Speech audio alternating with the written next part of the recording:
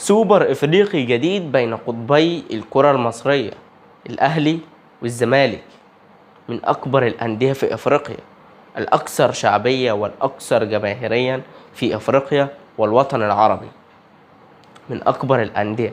لما تسمع إنه في مباراة بين الأهلي والزمالك، دي هتكون مباراة مختلفة تماما، مباراة كويسة بين قطبي الكرة المصرية.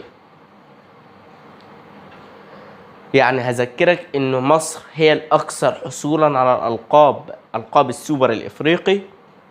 12 لقب، مصر حققت 12 لقب سوبر إفريقي. النادي الأهلي حقق 8 ألقاب، نادي الزمالك حقق 4 ألقاب سوبر إفريقي. مباراة جميلة، هنشوف مباراة تكتيك وأداء واستحواذ ولعب جماعي، هنشوف مباراة مختلفة تماما. نتمنى الزمالك يقدم مباراة